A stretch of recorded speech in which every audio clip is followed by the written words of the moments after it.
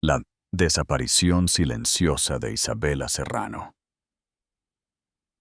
¿Alguna vez te has preguntado qué sucede cuando una vida perfecta se desmorona en un silencio absoluto? Isabela, la esposa embarazada del millonario Ricardo Serrano, lo tenía todo lo que una mujer podría soñar.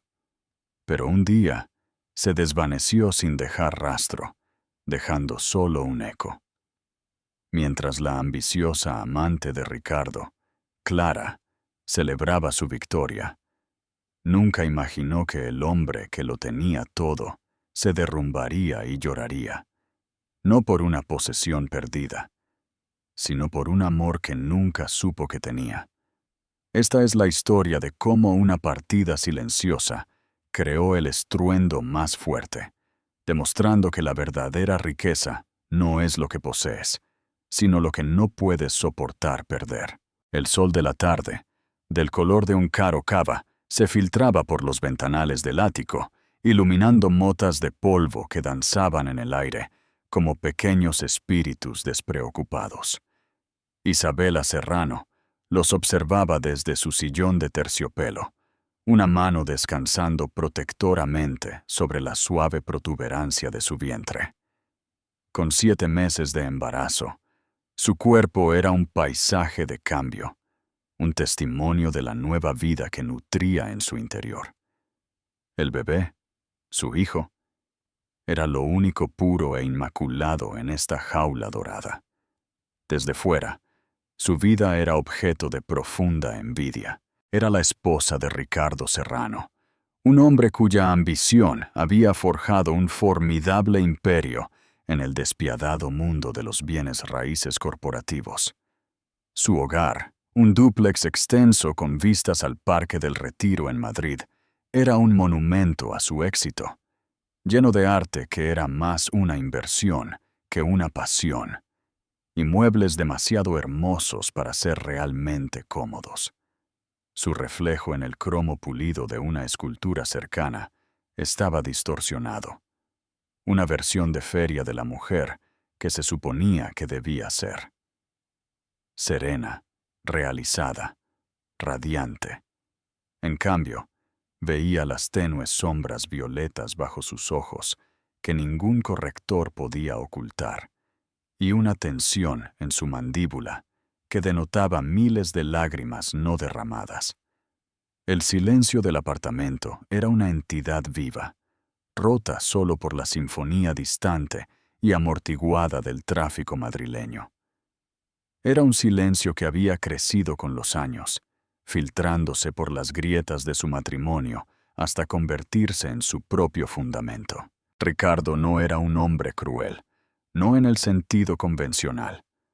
No alzaba la voz ni la mano. Su crueldad era la del abandono, una indiferencia lenta y devastadora para el alma, mucho más dañina. Él la veía no como una compañera, sino como su adquisición más hermosa, una pieza final y pulida para completar el retrato de su éxito. La adornaba con diamantes, pero nunca con su tiempo. Llenaba su armario con ropa de diseñador, pero nunca preguntaba por la mujer que la usaba. Había provisto el esperma para su hijo con la misma eficiencia desapegada que aplicaba a una transacción comercial, un paso necesario para asegurar su legado. Su teléfono zumbó en la mesa auxiliar de mármol. Una notificación de un blog de sociedad. Una foto de Ricardo tomada anoche en la inauguración de una galería. Ella había estado demasiado fatigada para asistir. Él reía, con la cabeza inclinada hacia una impactante pelirroja con un vestido de seda verde. Isabela hizo zoom. Clara Vega, una arquitecta prometedora que la firma de Ricardo había contratado recientemente. Era perspicaz, ambiciosa y exudaba el tipo de ambición depredadora que Isabela reconocía en ella porque ella misma la había tenido hace mucho tiempo. Isabela había visto las miradas persistentes, los mensajes de texto a altas horas de la noche disfrazados de trabajo, el olor de un perfume diferente en las chaquetas de su traje. No era tonta. Cerró los ojos y en lugar del ático, volvió a su pequeño apartamento desordenado en el barrio de La Latina años atrás. Una Isabela más joven, estudiante de derecho con fuego en el vientre y una feroz creencia en la justicia. Soñaba con trabajar para una organización sin fines de lucro, con ser una voz para los que no tenían voz. Entonces Ricardo había irrumpido en su vida, una fuerza de la naturaleza, deslumbrándola con su encanto y la magnitud de su mundo. Había confundido su ambición con pasión, su posesividad con amor. Se había permitido ser moldeada, pulida y colocada en este pedestal, olvidando lentamente a la mujer que había pretendido ser. El fuego se había reducido a una brasa y ahora temía que estuviera casi apagado. Pero el bebé lo cambió todo. Sus pequeños aleteos contra sus costillas eran un recordatorio constante de una vida más allá de este lujo asfixiante. Él merecía más que una madre que era un fantasma en su propia casa y un padre que era un extraño. Merecía autenticidad, calidez y un amor que no fuera transaccional. Y ella merecía ser la mujer que pudiera darle eso. Esa noche, Ricardo llegó tarde a casa, oliendo a whisky y al perfume de jazmín de Clara. Le dio un beso perfunctorio en la frente a Isabela. Sus ojos ya estaban fijos en el indicador del mercado de valores, que parpadeaba en la televisión. «¿Qué tal tu día?», preguntó. La pregunta un reflejo, no una consulta genuina. «Tranquilo», respondió ella, con voz uniforme. «Terminé de arreglar la habitación del bebé». «Bien. ¿Pediste el caballito de juguete antiguo del catálogo que te dejé?» «Sí», mintió ella. De hecho, había cancelado el pedido obscenamente caro y donado la cantidad equivalente a un hospital infantil. Fue un pequeño acto secreto de rebelión, pero se sintió como una victoria monumental. Él gruñó satisfecho, aflojándose la corbata. «Cierro el trato de la moraleja mañana. Va a ser enorme. Deberíamos celebrarlo este fin de semana. Tal vez un viaje a Marbella». Habló de nosotros, pero ella sabía que era un nosotros real. Ella era simplemente la acompañante, el accesorio. Él pasaría el fin de semana pegado a su teléfono, dando órdenes, mientras ella debía sentarse junto a la piscina y parecer contenta. Lo observó moverse por la habitación, un extraño apuesto y poderoso que compartía su cama. El amor que una vez sintió se había agriado hacía mucho tiempo en un dolor hueco, que finalmente había dado paso a una claridad fría y dura. La ambición, ahora entendía, podía ser un cáncer. Lo había consumido a él y casi la había consumido a ella. Pero no más. Más tarde esa noche, mientras él dormía a su lado, en un sueño profundo y sin sueños de los despreocupados, Isabela yacía despierta, trazando su rumbo. Su plan se había estado gestando durante meses, un proyecto secreto de escape. Había estado desviando dinero discretamente de su asignación a una nueva cuenta bajo su apellido de soltera, un nombre que probablemente él había olvidado. Había investigado pueblos, pequeños e insignificantes, lugares donde la señora Serrano nunca sería buscada. Había empacado una sola maleta, escondida en la parte trasera de su cavernoso armario, llena no de ropa de diseñador, sino de cosas prácticas, tesoros sentimentales y una copia de un viejo libro de texto de derecho que no había abierto en años. No estaba huyendo por un ataque de rabia. Esta era una misión de rescate. Estaba rescatando a su hijo de una vida de vacío dorado y se estaba rescatando a sí misma del olvido. No habría una confrontación dramática, ni gritos. Ese no era su estilo, y le daría una pelea que ganar. Ella simplemente desaparecería. Un acto de desaparición, elegante y silencioso. Él se despertaría una mañana y una parte de su vida perfecta, su posesión más preciada, simplemente se habría ido. Que se enfurezca contra el silencio, que la amante crea que ha ganado. Isabela sabía la verdad. Finalmente se estaba liberando a sí misma y a su hijo, Ricardo Serrano. Se despertó con el zumbido insistente y programado de sus persianas automáticas retrayéndose. La luz inundó la suite principal, brillando en los acentos cromados y las superficies de cristal frío que él prefería. Se dio la vuelta, su mano buscando el espacio cálido a su lado, y encontró solo algodón egipcio fresco y crujiente. Frunció el ceño. Isabela solía ser quien lo despertaba. Una mano suave en su hombro, una taza de café ya esperando en la mesita de noche. Ella se aferraba a estos pequeños rituales domésticos con una tenacidad silenciosa que él encontraba a la vez entrañable y ligeramente patética. Se incorporó, balanceando las piernas por el borde de la cama. «¿Isabela?», llamó, su voz ronca por el sueño. El silencio que respondió fue absoluto, profundo. Era diferente del silencio matutino habitual. Se sentía pesado, deliberado. Caminó por la suite, hacia el espacioso vestidor, su lado meticulosamente organizado, pero de alguna manera con aspecto intocado. Revisó el baño principal con sus 2 lavabos de mármol. Su cepillo de dientes no estaba. Un pequeño detalle, insignificante, pero que le produjo un extraño cosquilleo de inquietud en la columna vertebral. Descendió la escalera flotante de cristal a la sala de estar principal. El ático estaba impecable, como siempre. El personal de limpieza había estado ayer, pero el aire seguía siendo estéril. Su manta de cachemira favorita estaba doblada pulcramente en el diván, no elegantemente drapeada como solía dejarla. El libro que estaba leyendo estaba cerrado en la mesa auxiliar, un marcapáginas plateado metido precisamente en la página donde se había detenido.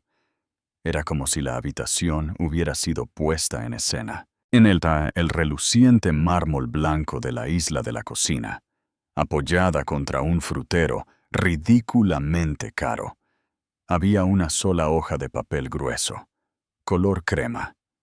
Era su papelería personal, la que usaba para las notas de agradecimiento.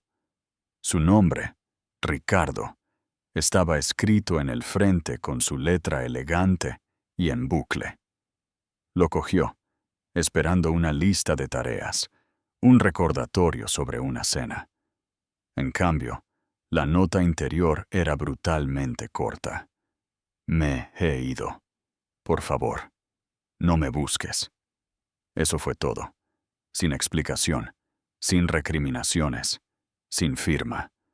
Las palabras eran duras contra el papel cremoso. Las leyó de nuevo, y luego una tercera vez, con un nudo frío apretándose en el estómago. Esto tenía que ser una broma melodramática mal concebida. Isabela no era impulsiva, era predecible, plácida. Era el agua tranquila de su tormenta. No se iría sin más, especialmente ahora, con el bebé en camino. Su hijo. Su heredero. Sacó su teléfono, su pulgar flotando sobre la foto de contacto de ella. Una foto sonriente, bañada por el sol, de un viaje a Italia hace 2 años. Él se veía feliz. Marcó. Fue directamente al buzón de voz.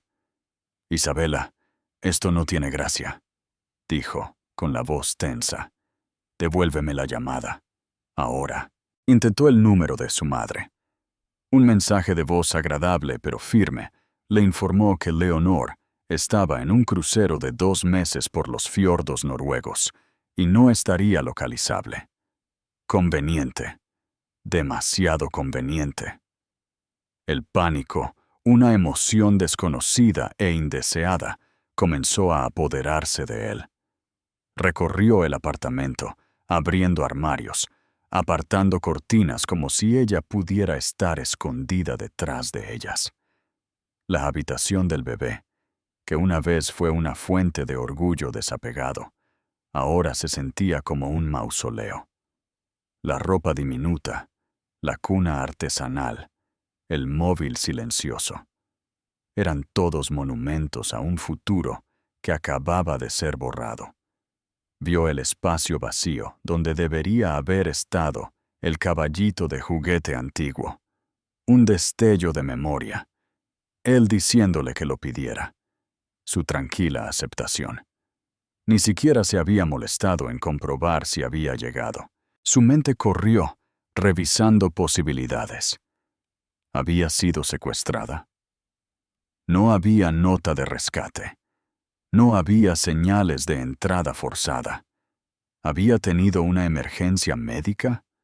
Llamó al portero, quien confirmó que la señora Serrano había salido del edificio a las 5 en Ecoaz, llevando una sola maleta. Le había dicho que iba a visitar a una amiga en Valencia por unos días.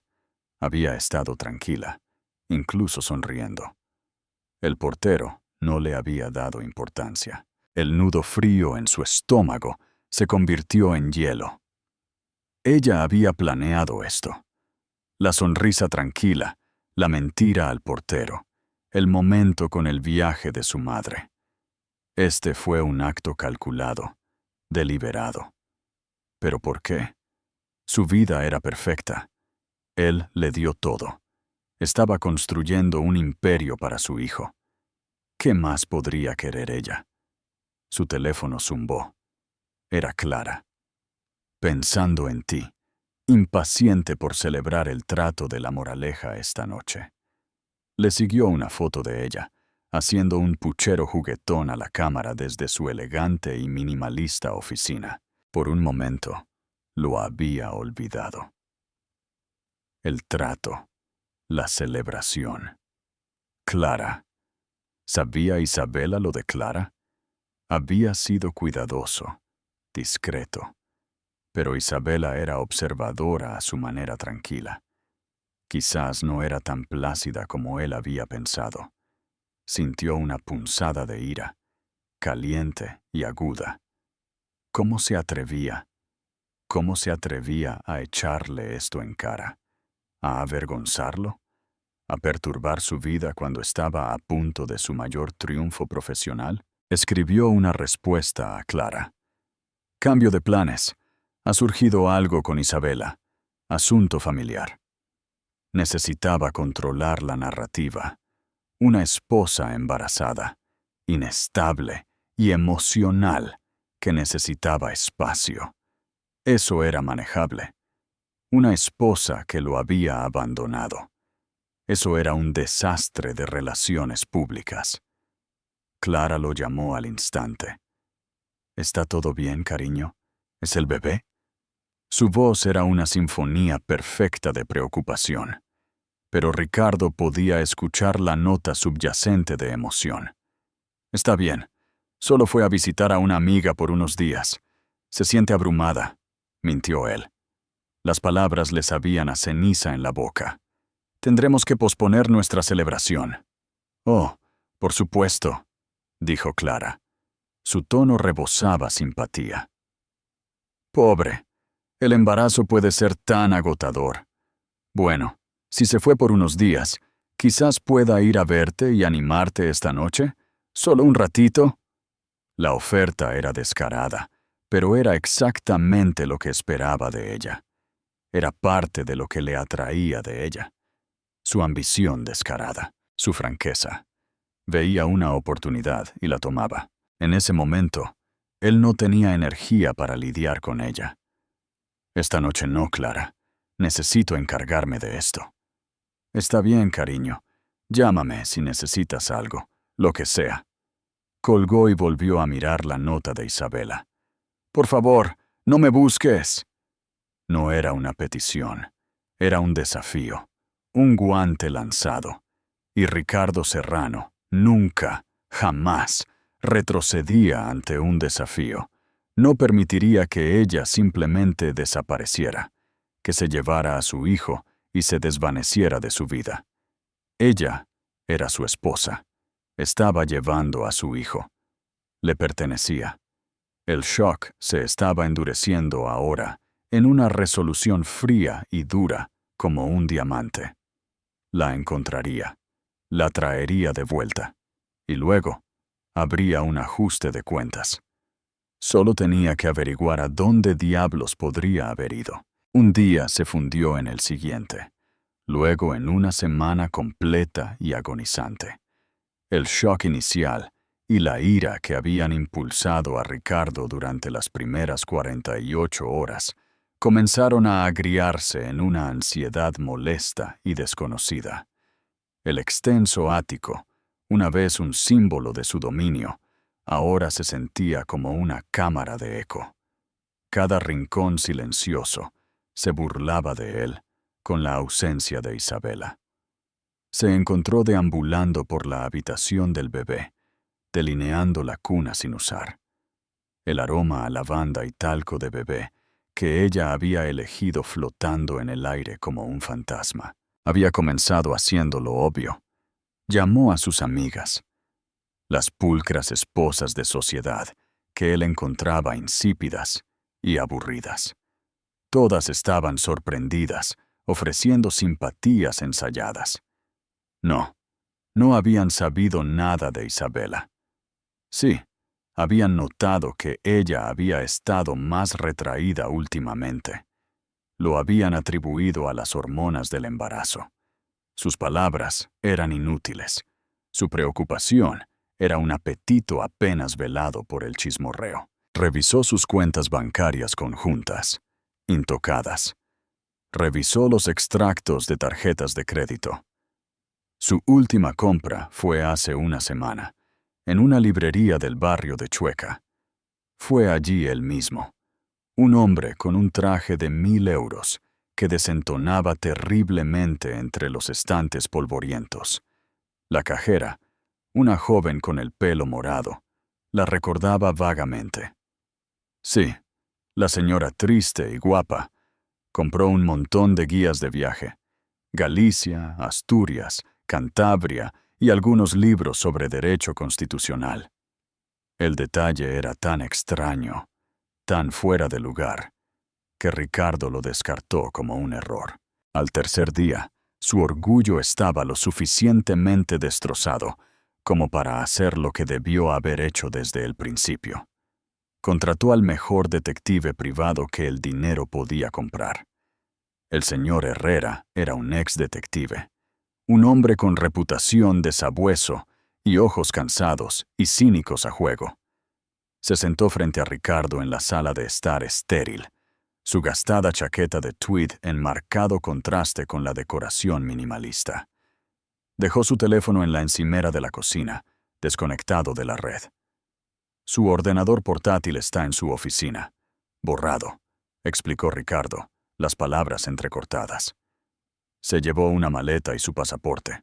Retiró 5.000 euros en efectivo, el máximo diario, cada día durante las últimas 2 semanas de su cuenta personal, una cuenta que no sabía que tenía.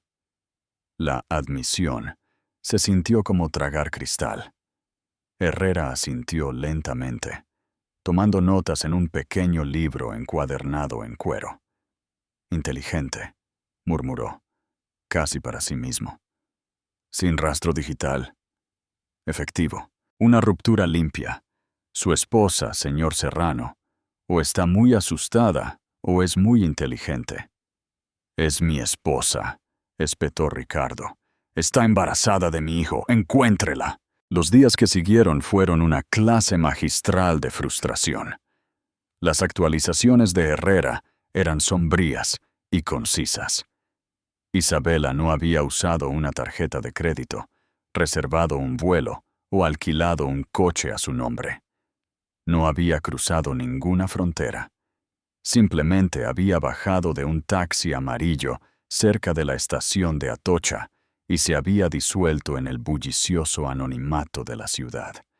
Se había convertido en un fantasma. Mientras tanto, la paciencia de Clara se estaba agotando. Inicialmente había desempeñado el papel de la amante comprensiva y solidaria, pero sus ambiciones no permitían una postergación a largo plazo. Veía la desaparición de Isabela como el último obstáculo eliminado, y la continua obsesión de Ricardo por encontrarla era exasperante. Ya ha pasado más de una semana, Ricardo, dijo una tarde, pasándole una mano cuidada por la espalda tensa, mientras él miraba por la ventana las luces de la ciudad. Ella se había metido en el ático, un movimiento territorial que él no tenía energía para disputar. ¿No crees que es hora de considerar que ella no quiere ser encontrada? Quizás se escapó con alguien. No seas ridícula, se burló él, pero la semilla de la duda, venenosa e indeseada, echó raíces. ¿Era posible? Su quietud había sido una tapadera para una vida secreta de la que no sabía nada. ¿Es ridículo?, insistió Clara, su voz suave como la seda. Ella era infeliz. Tú mismo lo dijiste. Es una mujer hermosa. Quizás encontró a alguien que pudiera darle lo que tú no pudiste. Yo le di todo, replicó Ricardo, volviéndose para mirarla. ¿Lo hiciste? Los ojos de Clara eran agudos, inteligentes. Tú le diste cosas, Ricardo. Una jaula hermosa. Quizás ella quería ser vista, no solo exhibida. Sus palabras golpearon demasiado cerca de una verdad que él no estaba dispuesto a afrontar. Odiaba que ella pudiera leerlo tan bien. Apartó el pensamiento, centrando su ira de nuevo en Isabela. La traición se sentía más aguda, más personal, que cualquier aventura. Una aventura era una simple transgresión carnal. Esto era una repudiación de toda su vida, de todo su mundo. Su trabajo empezó a resentirse. Se distraía en las reuniones, regañaba a los subordinados. Su mente siempre divagaba hacia el enigma de su esposa. ¿Dónde estaba ella? ¿Estaba a salvo? ¿El bebé? ¿Estaba bien su hijo? La pregunta resonaba en la noche muerta, un susurro aterrador. Siempre había visto al niño como un concepto, un legado. Ahora, por primera vez, sintió un atisbo de algo más. Un miedo primario y protector. Herrera llamó al final de la segunda semana. «Encontramos al taxista», dijo, con voz inexpresiva. La dejó en una pequeña estación de autobuses regional en Getafe. Pagó en efectivo. Llevaba un vestido sencillo, sin joyas y unas gafas de sol. Dijo que compró un billete en un autobús con dirección oeste. La ruta tiene 100 paradas entre aquí y Sevilla. Podría haberse bajado en cualquier lugar. La noticia fue un golpe en el estómago. Un autobús. Isabela, que estaba acostumbrada a aviones privados y coches con chofer, había tomado un autobús. Era otra pieza del rompecabezas que no encajaba con la imagen de la mujer con la que pensó que se había casado. La magnitud de su planificación, su tranquila determinación, era asombrosa. No solo lo había dejado, había despojado toda su identidad. Esa noche, Clara lo intentó de nuevo. Le preparó la cena, llenando el silencioso apartamento con el aroma de ajo asado y hierbas. Llevaba un vestido negro que se ceñía a ella como una segunda piel y hablaba en tonos bajos y suaves sobre un nuevo proyecto, un nuevo trato, un futuro que podrían construir juntos. Estaba pintando un cuadro de una vida con ella. Una vida donde él era el centro indiscutible. Una vida sin la carga de una esposa triste y complicada. «Déjala ir, Ricardo», susurró, con los labios cerca de su oído. Ella tomó su decisión. Ahora tú puedes tomar la tuya. Podemos ser felices. Él la miró, a su hermoso y hambriento rostro, y no sintió nada. Su ambición, que alguna vez fue un emocionante reflejo de la suya, ahora parecía codiciosa y vacía. Sus intentos de consolarlo se sentían como una estrategia de adquisición corporativa. La victoria que ella sentía tan claramente era una victoria sobre una mujer que no conocía, por un premio que no entendía. Su mente no estaba en el futuro que ella vendía. Estaba en un autobús que se dirigía al oeste hacia el vasto y desconocido corazón de España, llevando a una mujer que era una extraña para él y para su hijo nonato. El acto de desaparición estaba completo.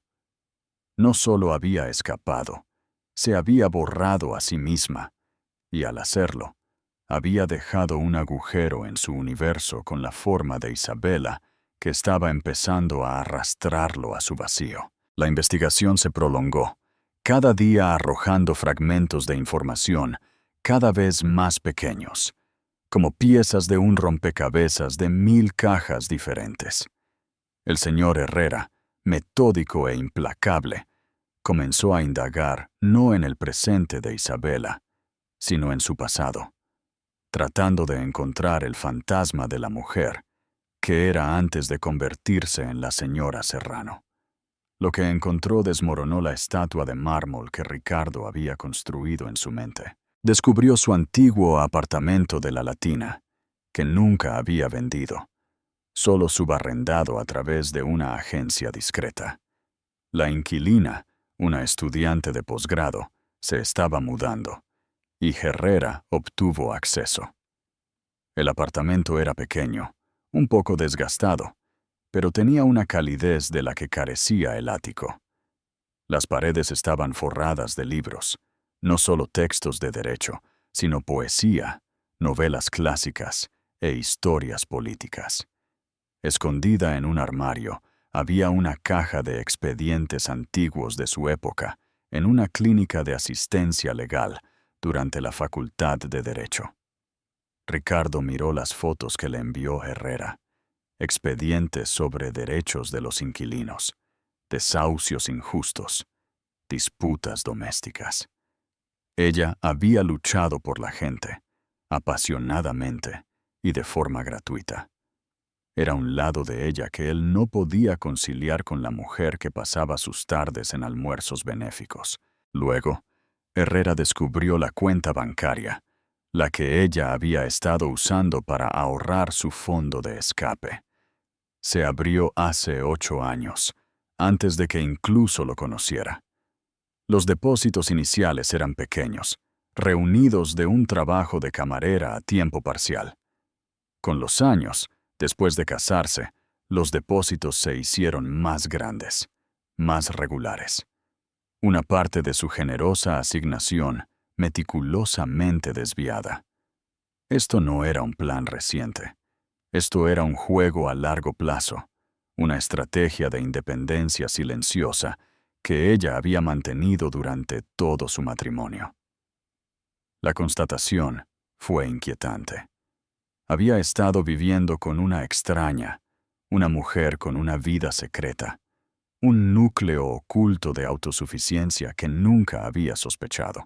Estas revelaciones dejaron a Ricardo sin rumbo, a la deriva en un mar de confusión. Se sentaba en su silenciosa oficina, en lo alto de Madrid, y miraba la foto granulada de ella en la cámara de seguridad de la estación de autobuses. Una mujer con un vestido sencillo, su rostro oscurecido por unas gafas de sol. Parecía anónima, decidida. Intentó superponer la imagen de su esposa, elegante, serena, adornada, a esta figura fugitiva, y las dos se negaron a fusionarse. Clara, siempre oportunista, vio su confusión como terreno fértil para su propia narrativa. Reconoció que el fantasma de Isabela era un rival más formidable de lo que la mujer viva había sido. Necesitaba empañar el recuerdo, repintar el retrato de la esposa victimizada como el de una fugitiva astuta y egoísta.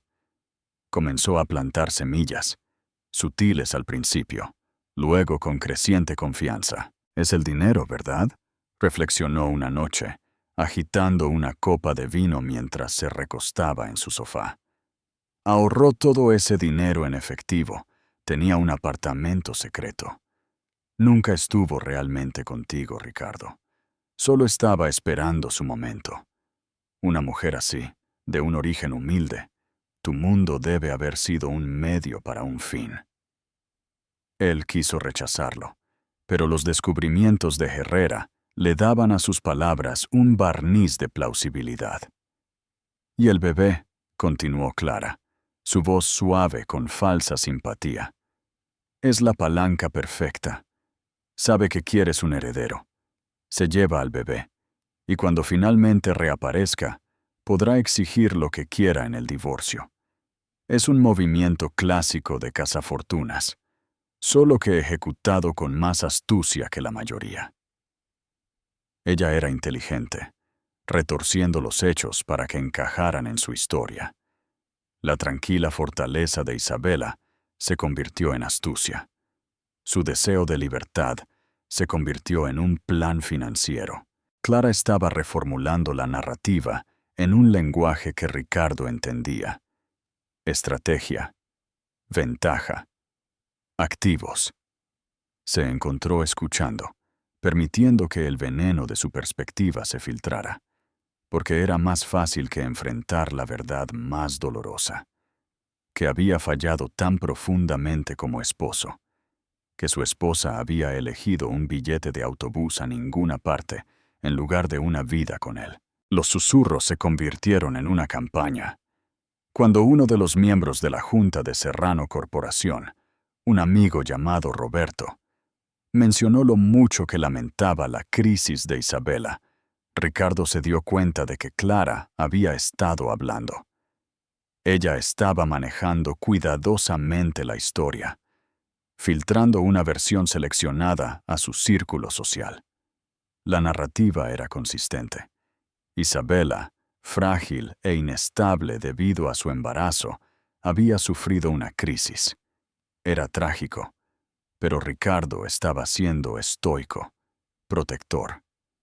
Lo retrataba como la víctima, el esposo sufrido, y borraba cuidadosamente cualquier pregunta sobre su propia conducta, sobre su muy pública asociación con la propia Clara. «Solo quiero protegerte, cariño», decía ella, con los ojos muy abiertos de fingida sinceridad. «La gente empieza a hablar, y no soporto que te culpen por su inestabilidad». La mentira era seductora, lo absolvía, le permitía canalizar su confusión y dolor hacia una emoción más manejable, la ira justificada. Él empezó a creerlo. Isabela, la intrigante. Isabela, la cazafortunas. Isabela, la mujer inestable que le había robado a su hijo. Una tarde, Herrera entregó su último informe. «Rastreamos una compra hecha con una tarjeta de débito prepago, comprada en efectivo en un pequeño pueblo de Toledo. Un ordenador portátil usado. La dirección de envío era un apartado de correos en una zona rural de Cuenca. Cuando mi hombre llegó allí, el apartado ya estaba cerrado desde hacía una semana. Así que todavía estamos 2 semanas por detrás de ella», dijo Ricardo.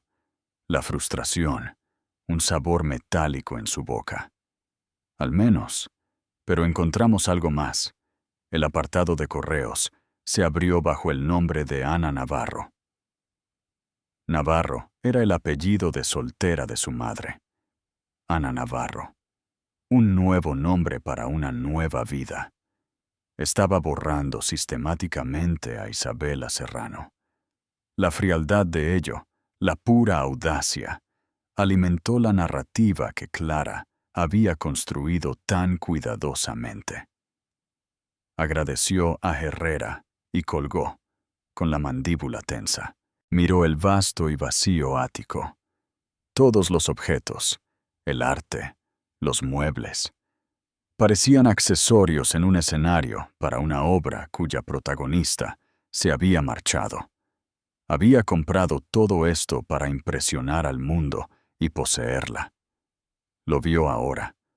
La había tratado como este apartamento, algo para adquirir, curar y exhibir. Nunca se había preguntado qué había detrás de sus ojos tristes y hermosos, y Clara, a su manera, le estaba haciendo lo mismo. Ella no estaba tratando de construir una vida con él. Ella estaba tratando de adquirir la suya. La comprensión fue fugaz, rápidamente enterrada bajo la ira más fácil y digerible. Clara estaba aquí. Isabela se había ido. Él eligió la mentira, porque la verdad era un espejo en el que no podía soportar mirarse. Las grietas en el mundo meticulosamente construido de Ricardo Serrano comenzaron a aparecer.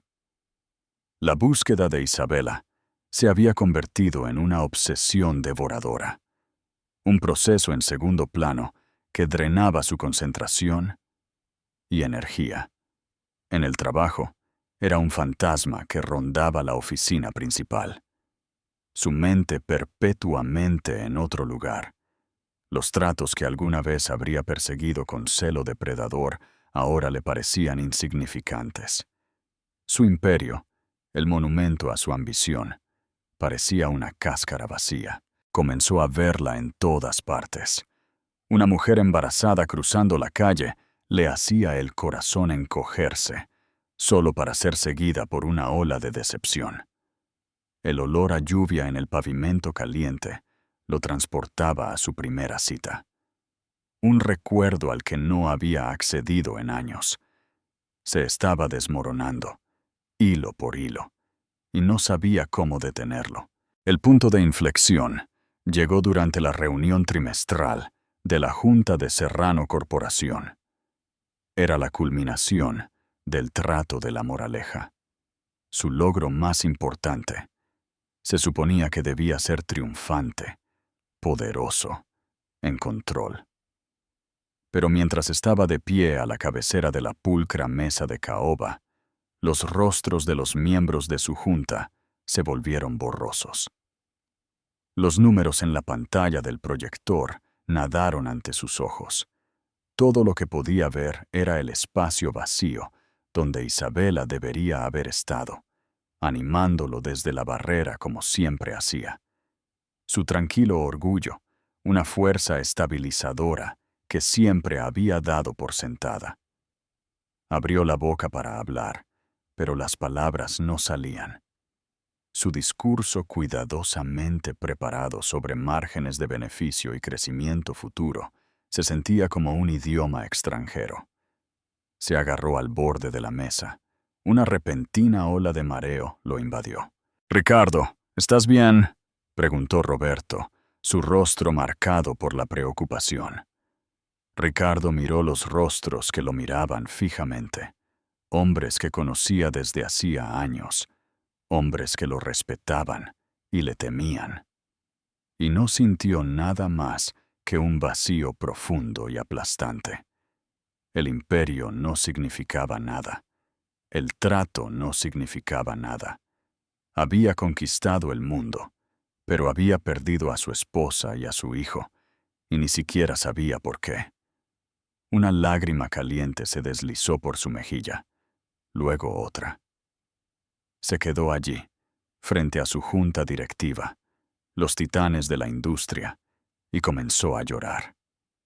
No lágrimas silenciosas y dignas, sino sollozos desgarrados y desgarradores que sacudieron todo su cuerpo. Era el sonido de un hombre desmoronándose. La sala quedó en un silencio atónito y horrorizado. Roberto se levantó rápidamente, levantó la sesión y acompañó a los desconcertados miembros de la junta. dejando a Ricardo solo en su jaula de paredes de cristal, completamente deshecho. Clara lo encontró allí horas después, sentado en la oscuridad, las luces de la ciudad brillando burlonamente afuera. La historia de su colapso ya se había extendido por su círculo social. Ella había venido a controlar los daños, a salvar su inversión. «Ricardo, cariño», dijo, con la voz baja y arrulladora. Se arrodilló ante él, posando una mano en su rodilla. «Está bien. Estás bajo una inmensa cantidad de estrés. Cualquiera se rompería». Él la miró, con los ojos rojos y hundidos.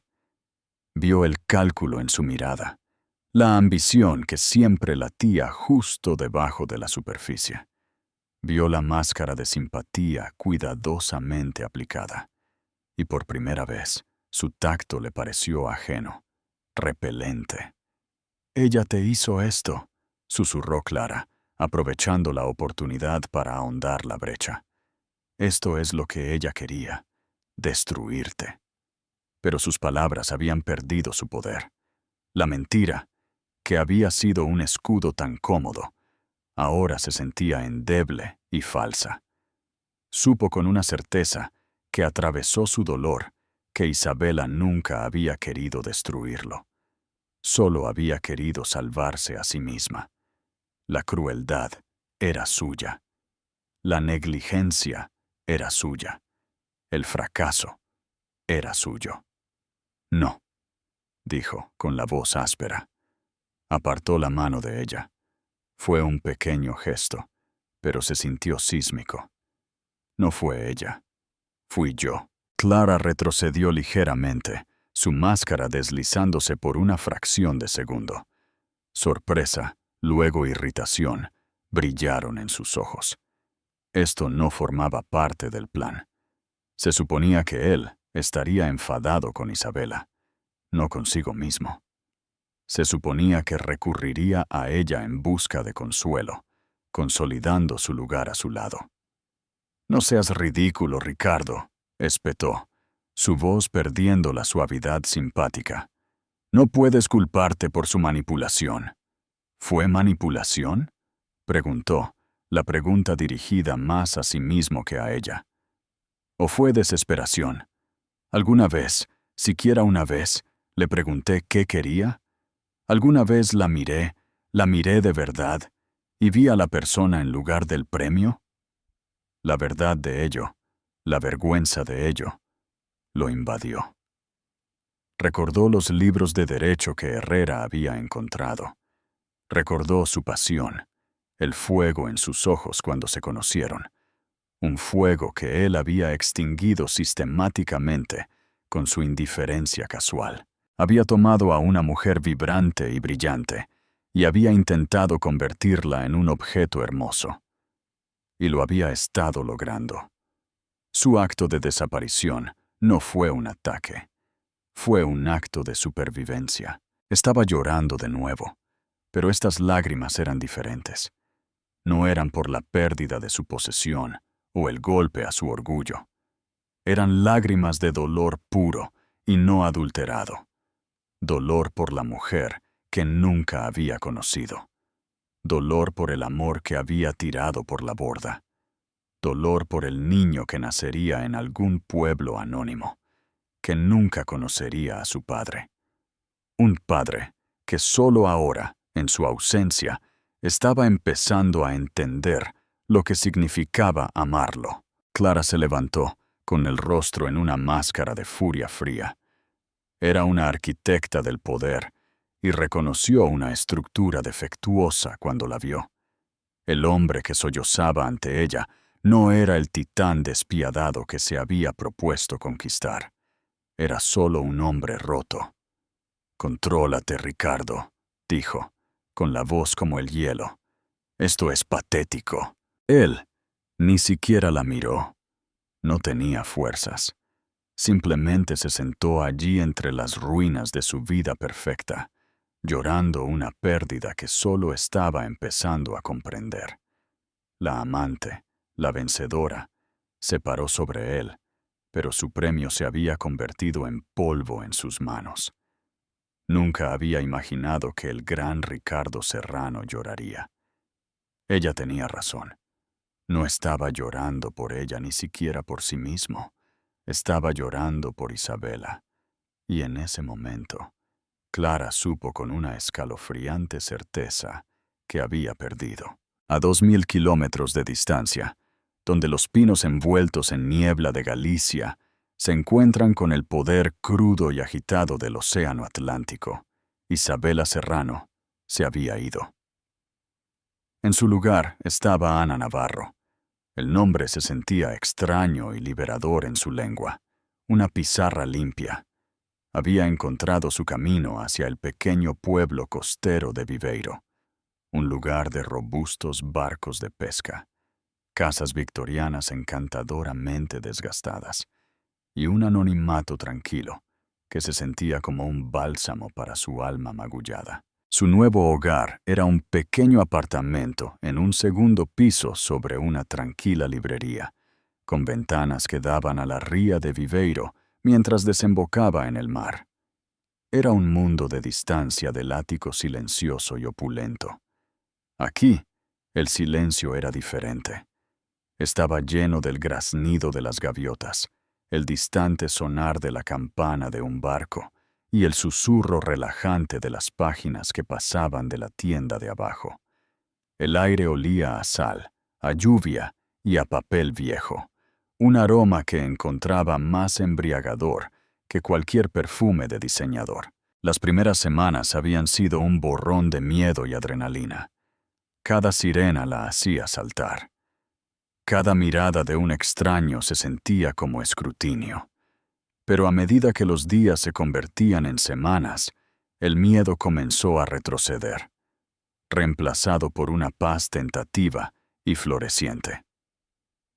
Había amueblado su apartamento con hallazgos de segunda mano, cada pieza elegida por su comodidad y carácter, no por su ostentación.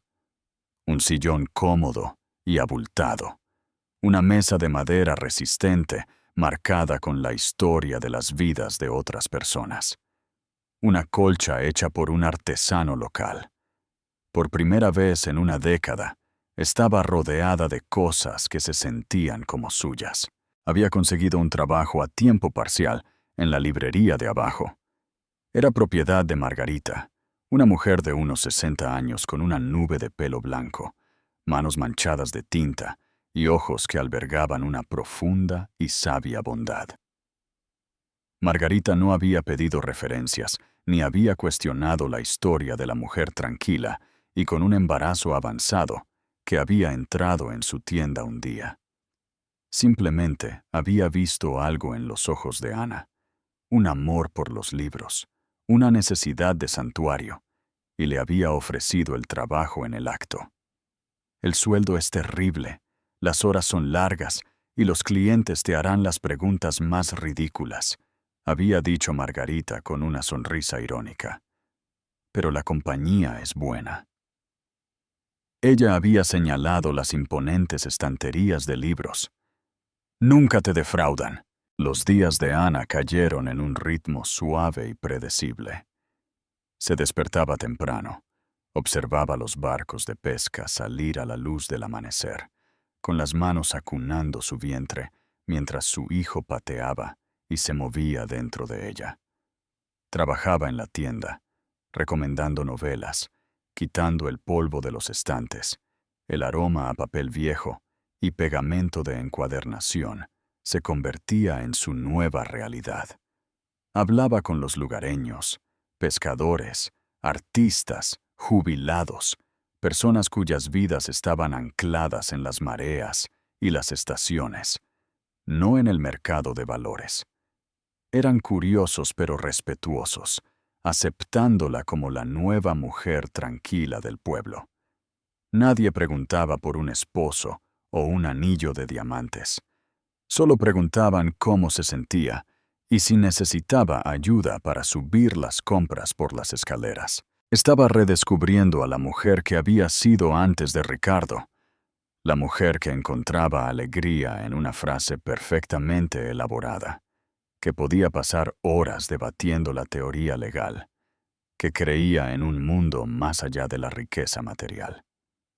Comenzó a leer sus viejos libros de derecho de nuevo, no con un gran plan, sino simplemente para reconectarse con la parte de sí misma que había reprimido durante tanto tiempo. El fuego que pensó que se había extinguido estaba siendo lentamente, tentativamente reavivado. Una tarde lluviosa, mientras estaba colocando un nuevo envío de libros, Margarita le trajo una taza de té de manzanilla. «Pareces más feliz estos últimos días, querida», observó Margarita, con la mirada suave. «El color está volviendo a tus mejillas». Ana sonrió, una sonrisa genuina y sin forzar que le llegaba a los ojos. «Me siento más ligera», admitió. «Siento que finalmente puedo respirar». A veces tienes que viajar mucho para encontrar un lugar donde el aire se ajuste a tus pulmones, dijo Margarita sabiamente. Hizo una pausa y luego agregó: «Este es un buen lugar para criar a un niño. La gente se cuida aquí». La simple afirmación, ofrecida sin una pizca de lástima o curiosidad, hizo que las lágrimas acudieran a los ojos de Ana. Era la validación que no sabía que necesitaba. No era una esposa fugitiva o una figura trágica. Era una mujer construyendo una nueva vida, una madre preparando un puerto seguro para su hijo. A menudo pensaba en Ricardo, pero los recuerdos se volvían menos dolorosos, más distantes. No lo odiaba. En su nueva claridad, en su mayoría sentía una profunda lástima por él. Estaba atrapado en una jaula de su propia creación, un prisionero de la ambición que lo impulsaba. Esperaba por su bien que algún día encontrara una salida. Pero su viaje ya no era el suyo. Su enfoque estaba en el futuro, en la inminente llegada de su hijo. Había comprado una cuna de madera sencilla a un carpintero local y la había pintado de un amarillo suave y soleado. Tejió una pequeña manta azul, sus puntos desiguales pero llenos de amor. Asistió a un grupo prenatal local, compartiendo sus esperanzas y miedos con otras futuras madres. Sus orígenes un tapiz de vidas diferentes, todas unidas por la experiencia universal de la creación. Acostada en la cama una noche, escuchando la lluvia golpear el cristal de la ventana, sintió que su hijo daba una patada particularmente fuerte. Puso su mano en su vientre y susurró: «Solo somos tú y yo, pequeño. Vamos a estar bien». Y por primera vez, lo creyó con cada fibra de su ser. Había cambiado una jaula dorada por una pequeña habitación con vistas al mar, y al hacerlo, había encontrado una riqueza que Ricardo Serrano nunca podría comprender. Se había encontrado a sí misma, y finalmente estaba verdaderamente en casa. Debut, vuelta en Madrid. Las consecuencias del colapso de Ricardo en la sala de juntas fueron rápidas y brutales. Los susurros que Clara había cultivado tan cuidadosamente sobre la inestabilidad de Isabela ahora se redirigían hacia él. La historia cambió. Ricardo Serrano, el titán, se estaba desmoronando bajo presión. Su juicio estaba comprometido. La fachada cuidadosamente construida de fuerza impenetrable se había hecho añicos, y los tiburones en el agua comenzaban a rodearlo. Clara, al ver que sus perspectivas futuras se atenuaban con cada rumor, cambió su estrategia de seducción a control de daños y finalmente a desesperación.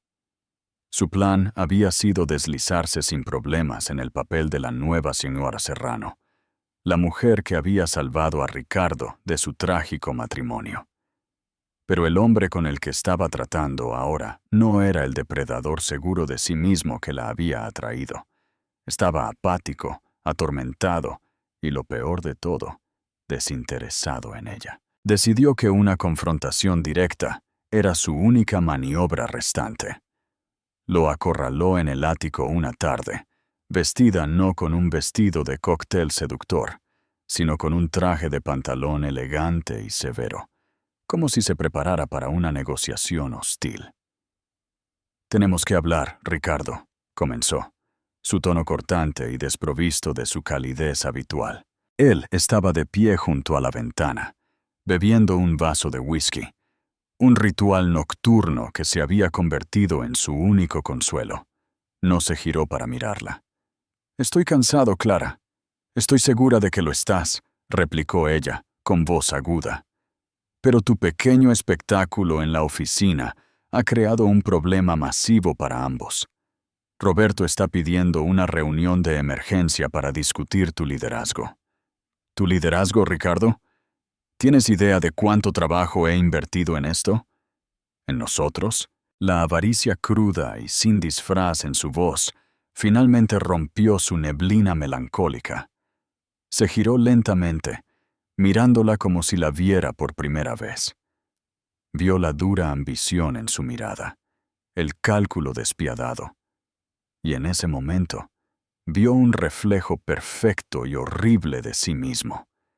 Ella no era su compañera, era su protegida, su imagen en el espejo. Ella quería el poder, el prestigio, el nombre. No lo quería a él, al hombre roto que tenía delante. Ella quería a Ricardo Serrano. La marca. «Esto nunca fue sobre nosotros, ¿verdad?», dijo, su voz tranquila, pesada con una especie de revelación cansada. «Fue sobre ti». Clara soltó una risa corta e incrédula. «Oh, no te atrevas a intentar tomar la superioridad moral conmigo. Tú y yo somos iguales, Ricardo. Vemos lo que queremos y lo tomamos. Yo te quería a ti, a tu mundo, y estaba a punto de conseguirlo. ¿No crees que me lo he ganado? Te apoyé. Te escuché quejarte de tu triste y perfecta esposa. Estuve aquí cuando ella te abandonó». «Ella no me abandonó», dijo, las palabras sabiendo a verdad. «Ella escapó». La admisión se cernió en el aire entre ellos, dura e innegable. Era la única verdad que Clara no podía aceptar, porque invalidaba toda su narrativa, toda su victoria. «Huyó como una cobarde», escupió Clara, su compostura finalmente resquebrajándose. «Te dejó y se llevó a tu hijo». «¿Lo hizo?», replicó Ricardo, dando un paso más cerca, sus ojos claros por primera vez en meses. «¿O la ahuyenté yo? Creé un hogar tan frío, una vida tan vacía, que huir a lo desconocido sin nada era una mejor opción. ¿Alguna vez la amé, Clara? ¿O simplemente fui su dueño?» Realmente no le estaba preguntando a ella. Estaba dando voz a las preguntas que lo habían estado atormentando en la noche muerta. Lo vio todo con una claridad nauseabunda ahora. La tranquila tristeza de Isabela, sus sonrisas forzadas, su retirada a un mundo propio, no eran signos de debilidad, eran síntomas de su propio fracaso. Clara lo miró fijamente, con el rostro en una máscara de incredulidad y rabia. Este era su juego final, y él estaba reescribiendo las reglas. «No tengo tiempo para tu crisis existencial, Ricardo», dijo, su voz cayendo a un siseo bajo y amenazante. «Necesitas controlar esta situación, emitir un comunicado, culpar a Isabela, decirle al mundo que está mentalmente inestable y que tú eres la víctima. Recupera tu poder, o lo perderás todo, y yo no me hundiré contigo». Fue un ultimátum, una última y desesperada maniobra. Estaba tratando de apelar al viejo Ricardo, al hombre que valoraba el poder y el control por encima de todo. Pero ese hombre era un fantasma. La miró, a esta mujer hermosa, brillante y despiadada, y sintió una profunda sensación de lástima. Ella todavía estaba atrapada en el juego del que él finalmente estaba empezando a ver una salida. «Se acabó, Clara», dijo, su voz inexpresiva, definitiva. ¿Qué dijiste? Nuestro arreglo se acabó. Quiero que empaques tus cosas y te vayas, de la firma, de este edificio, de mi vida. El rostro de Clara palideció. Luego se enrojeció de furia. No puedes hablar en serio. Después de todo, ¿la eliges a ella? ¿Una mujer que ni siquiera está aquí? No la estoy eligiendo a ella, dijo en voz baja. Estoy eligiendo otra cosa, algo mejor. Estoy eligiendo dejar de ser el hombre que merecía ser abandonado. Deberías irte. Dio la espalda, un gesto de desprecio más potente que cualquier grito, y volvió a mirar la ciudad. Escuchó su jadeo, un sonido ahogado de pura furia. Hubo un momento de silencio cargado, y luego el sonido de sus tacones, haciendo clic con rabia por el suelo de mármol, el golpe de la puerta resonando en el vasto y vacío apartamento. Estaba solo, verdaderamente solo. La amante se había ido. La esposa se había ido. Pero por primera vez desde que Isabela había desaparecido, no sintió una sensación de pérdida. Sintió una extraña, aterradora y emocionante sensación de libertad. Finalmente había tocado fondo, y el único camino que le quedaba era hacia arriba. Un mes después de la confrontación con Clara, el señor Herrera solicitó una última reunión. Se sentó en la misma silla que había ocupado en su primera visita. Su expresión indescifrable, su gastada chaqueta de tweed, una vista familiar en la ahora opresiva opulencia del ático. «El rastro está frío, señor Serrano», dijo, yendo directo al grano.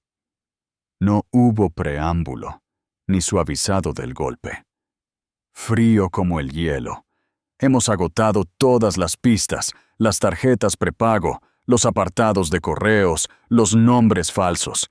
Ella siempre estuvo 2 pasos por delante. Es un fantasma. Mi opinión profesional. Hizo una pausa, encontrando la mirada de Ricardo. Es que su esposa no quiere ser encontrada, y la mujer que he estado siguiendo es lo suficientemente ingeniosa como para hacer de eso una realidad. Podría gastar el resto de su fortuna y el resto de su vida buscando, y es posible que nunca la encuentre. Le aconsejaría que se detenga por su propio bien. Déjela ir. El viejo Ricardo habría despotricado, habría tirado más dinero al problema, negándose a aceptar la derrota. Pero el hombre sentado frente a Herrera simplemente asintió, una extraña sensación de calma invadiéndolo. Las palabras del investigador no fueron una derrota, fueron una forma de permiso. Permiso para dejar de luchar una guerra que ya había perdido, una guerra que él había comenzado. «Gracias, Herrera», dijo, su voz uniforme, «por todo». Herrera pareció sorprendido por la tranquila resignación. Se puso de pie, estrechó la mano de Ricardo y se fue. El clic de la puerta cerrándose detrás de él fue un sonido de finalidad. La búsqueda había terminado. Isabela se había ido de verdad. En lugar de la desesperación aplastante que había anticipado, Ricardo sintió una tranquila sensación de paz. La energía frenética que lo había consumido durante meses se disipó, dejando un vasto y tranquilo espacio a su paso. La obsesión había sido un escudo, una forma de evitar mirar los restos de su propia vida. Ahora no quedaba nada que hacer más que inspeccionar el daño. Empezó poco a poco. Vendió el ático. La jaula dorada guardaba demasiados fantasmas, demasiados recordatorios de sus fracasos. Se mudó a un apartamento más pequeño y discreto en el centro, un lugar con cálidos suelos de madera y paredes que llenó no con arte de inversión, sino con fotografías de sus padres, de su hermana, de una infancia que había dejado atrás hace mucho tiempo. Comenzó el trabajo lento y doloroso de reparar las relaciones que su ambición había corroído. Llamó a su hermana menor, Sara, con la que no había hablado en más de un año después de una pelea por haberse perdido el cumpleaños de su hijo. Se disculpó sin excusas ni justificaciones. El silencio al otro lado de la línea fue largo, y luego su voz, embargada por la emoción, dijo: «Te he echado de menos, Rich». Fue un comienzo. Se retiró de las operaciones diarias de su empresa, ascendiendo a un ejecutivo capaz para ocupar su lugar. Descubrió que la búsqueda incesante del próximo trato, la próxima conquista, ya no le resultaba atractiva. La Junta, habiendo presenciado su colapso y posterior retirada, se sintió aliviada. Todavía era el dueño, pero ya no era el rey. Comenzó a caminar por la ciudad, no con un destino en mente, sino solo para verla, para sentir su ritmo. Notó a los músicos callejeros, la risa de los niños en los parques, los pequeños dramas humanos cotidianos a los que había estado ciego desde las ventanas tintadas de su coche con chofer. Un sábado, por capricho, entró en un comedor social, un lugar con el que anteriormente solo se habría relacionado escribiendo un gran cheque deducible de impuestos. Al principio estaba torpe, un hombre con un suéter de cachemira completamente fuera de su elemento, pero lo pusieron a picar verduras. Sus manos, más acostumbradas a firmar contratos, se volvieron callosas y en carne viva.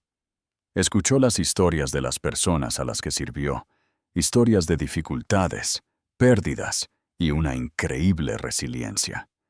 Sintió una sensación de conexión, de humanidad compartida, de la que su riqueza siempre lo había aislado. Comenzó a ser voluntario allí todos los fines de semana. Estaba cambiando. El dolor por Isabela y su hijo no había desaparecido, pero se había transformado. Ya no era una obsesión frenética y airada, sino un dolor tranquilo y persistente en su corazón, un recordatorio del hombre que había sido y del hombre en el que estaba tratando de convertirse. No estaba haciendo estas cosas para encontrarla o para ganarse su perdón. Las estaba haciendo por sí mismo. Estaba tratando de construir una vida de la que la mujer en la que se había convertido quizás no hubiera necesitado escapar. Pensó en el niño, su hijo. El niño ya tendría casi 2 años. Ricardo se lo imaginaba en su mente. Un niño pequeño con los ojos serios de Isabela y quizás su propia barbilla terca. Se preguntó si el niño era feliz, si era amado. Sabía con una certeza que le traía tanto dolor como consuelo, que con Isabela, como su madre, la respuesta era sí. Se había perdido el nacimiento, los primeros pasos, las primeras palabras. Había perdido el derecho a ser padre, pero aún podía convertirse en un buen hombre. Quizás al final, eso era una especie de redención. Su corazón, una vez cerrado y acorazado, se estaba abriendo lenta y dolorosamente a un mundo que nunca había visto de verdad. Pasaron 3 años. El nuevo Ricardo Serrano era un hombre más tranquilo y reflexivo. Su negocio todavía prosperaba, pero a distancia gestionado por otros. Su vida era más simple.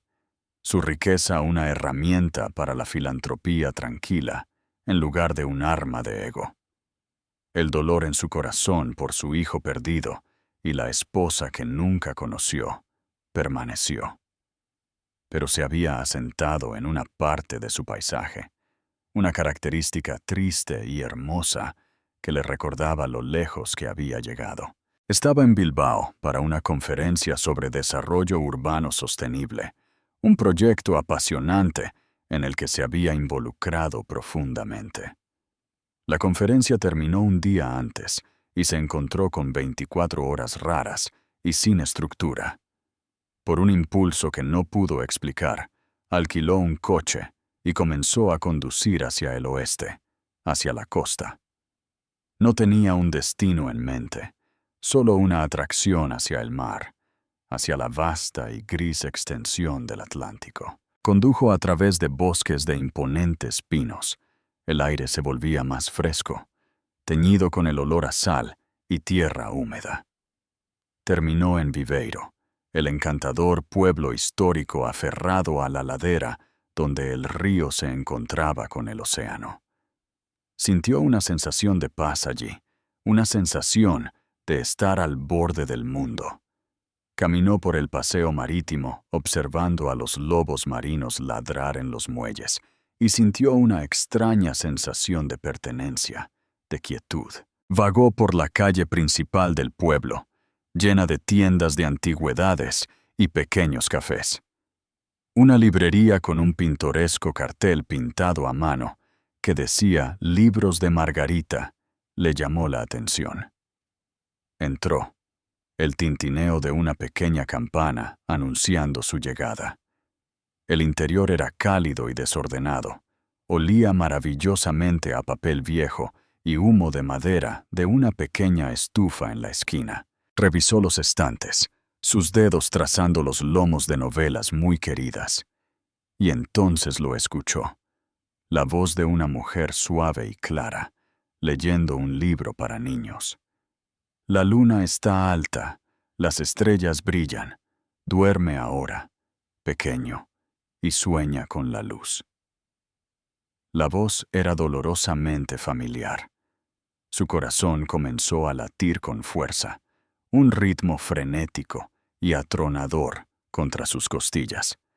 Se movió lentamente, con cautela, hacia la sección de niños en la parte trasera de la tienda. Y allí estaba ella. Estaba sentada en una pequeña mecedora, un niño pequeño con una mata de cabello rizado oscuro acurrucado en su regazo. Era Isabela, pero tampoco era Isabela. Su cabello era más corto, su rostro estaba libre de maquillaje, marcado con finas líneas alrededor de sus ojos que hablaban de risa y preocupación. Llevaba un suéter sencillo y jeans.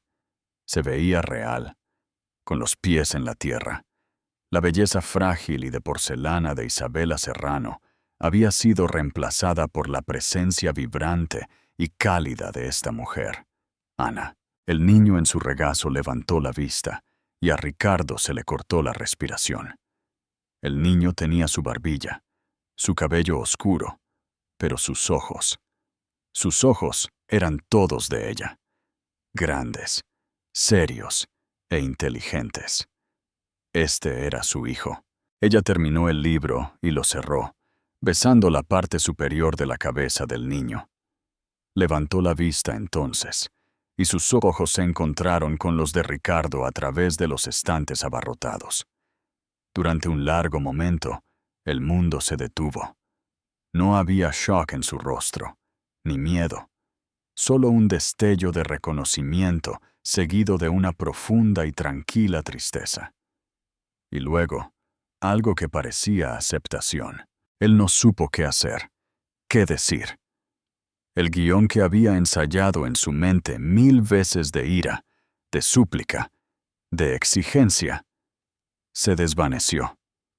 Ese guión era para un hombre diferente, para una mujer diferente. Ella se puso de pie, tomando suavemente la mano del niño. «Leo, él es un viejo amigo de mamá», dijo, con voz firme. Ricardo se arrodilló, quedando a la altura de los ojos del niño. «Hola, Leo», dijo, su voz ahogada por las lágrimas no derramadas. «Es un placer conocerte». Leo lo miró fijamente con los ojos solemnes de su madre. Luego le dio una sonrisa tímida. «Isabela, Ana», habló entonces, su voz tranquila. «¿Qué haces aquí, Ricardo?» No fue una acusación, fue una simple pregunta. «No lo sé», respondió honestamente. «Creo que, tal vez, estaba buscando un lugar para estar tranquilo. No sabía que te estaba buscando a ti». Se quedaron en el silencio de la librería, el aire espeso con años no hablados, con dolor, crecimiento y cambio. Una mujer mayor con ojos amables, Margarita, los observó desde el mostrador delantero, pero no dijo nada. «Es hermoso», susurró Ricardo, con la mirada fija en Leo. «Lo es», estuvo de acuerdo ella en voz baja. «Es feliz, está a salvo». Fue tanto una afirmación como una tranquilidad de que ella había tomado la decisión correcta. Finalmente volvió a mirarla, a esta mujer que era a la vez una extraña y la persona más importante de su mundo. Y supo que este no era un momento para grandes gestos o reuniones dramáticas. No se trataba de reclamar lo que había perdido. Esa vida, ese matrimonio, había terminado. Ahora eran dos personas completamente diferentes, moldeadas por los caminos separados que habían recorrido. «Lo siento, Isabela», dijo, y el nombre se sentía extranjero ahora. «Por todo, por el hombre que fui, por no verte. Lo siento muchísimo». Una sola lágrima se deslizó por su mejilla, pero ella no estaba triste. Era una lágrima de liberación. «Lo sé, Ricardo», dijo ella. «Te perdoné hace mucho tiempo». El final no era lo que él había imaginado. No habría un regreso triunfal, ni una reconciliación. Pero mientras estaba de pie en esa tranquila librería, mirando a la mujer en la que se había convertido su esposa y al hijo que estaba conociendo por primera vez, sintió una profunda sensación de esperanza. Esto no era un final. Era una nueva conexión imprevista, una oportunidad quizás no para reconstruir lo que se rompió, sino para construir algo nuevo, algo honesto desde cero. Fue un comienzo tranquilo, inesperado y profundamente inspirador. La historia de Ricardo e Isabela nos muestra que el verdadero crecimiento a menudo comienza solo cuando tenemos el coraje de dejar ir la vida que planeamos. Su viaje no se trataba de encontrar el camino de regreso el uno al otro, sino de encontrar el camino de regreso a sí mismos. Es un poderoso recordatorio de que la resiliencia, la conexión y la autenticidad son los verdaderos tesoros de la vida. Si su historia de transformación y segundas oportunidades te ha conmovido, por favor, dale me gusta a este contenido para que pueda llegar a más personas. Compártelo con alguien que pueda necesitar este mensaje. Y no olvides suscribirte para más ficción romántica de la vida real que explora las profundidades del corazón humano. Gracias por ver.